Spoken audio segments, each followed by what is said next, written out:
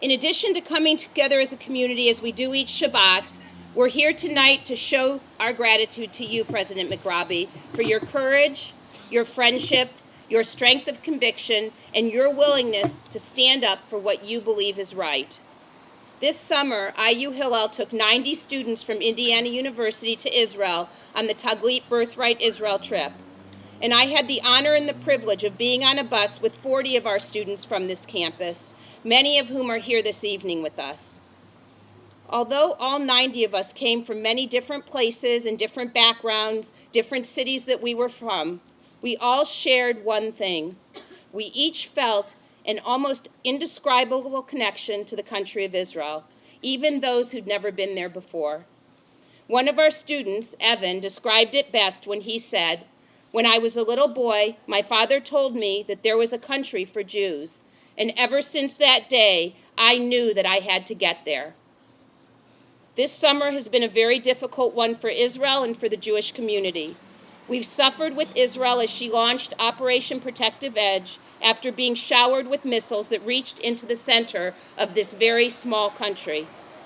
And we have seen a resurgence of anti-Semitism around the world. And oftentimes we feel a sense of helplessness and hopelessness as the world rushes to condemn Israel and as we see anti-Semitism on the rise around the world. President McRobbie, you've been a true friend and a supporter of the Jewish community on this campus since the day you arrived at Indiana University, and I can speak for all of us when I tell you how very much that friendship means to everyone here today. And in December of 2013, the American Studies Association voted for their boycott. And soon after, President McRobbie, you wrote, "Indiana University joins other leading research universities in condemning in the strongest possible terms the boycott of institutions of higher education in Israel as proposed by the American Study Association and other organizations." In addition, you concluded with the words, "Indiana University will contact the ASA immediately to withdraw as an institutional member. We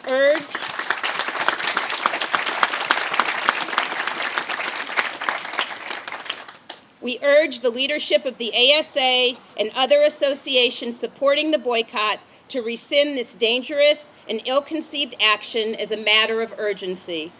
In April, President McRobbie was honored by the ADL, the Anti-Defamation League, with the Man of Achievement Award, which is given only to individuals who've demonstrated exceptional commitment to community, justice, and equal opportunity for all. That was such a fitting tribute to you, as you certainly have demonstrated in both your words and your actions that you do stand up for justice, and that directly leads to a stronger and vibrant community and world.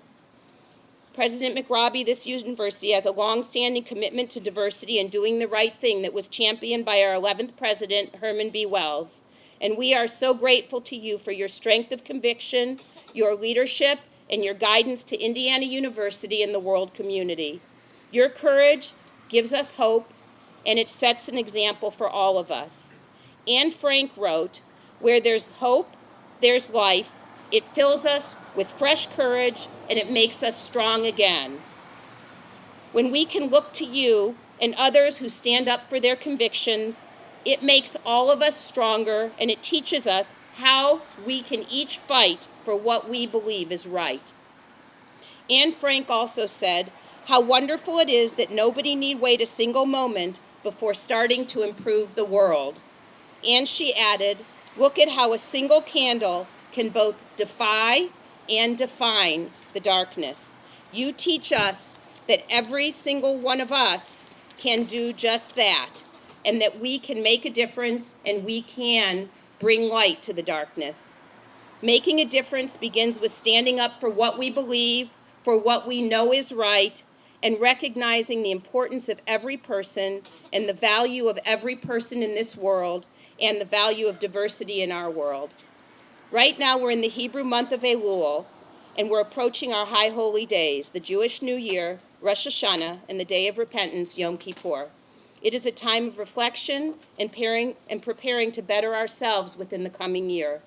We believe that we are responsible for tikkun olam, for repairing the world, and we can make the world a better place as we better ourselves and all that we do every day. President McRobbie, you are a true model of how we can do this, and we are so very grateful to you, and we'd like to present to you this plaque in thanks.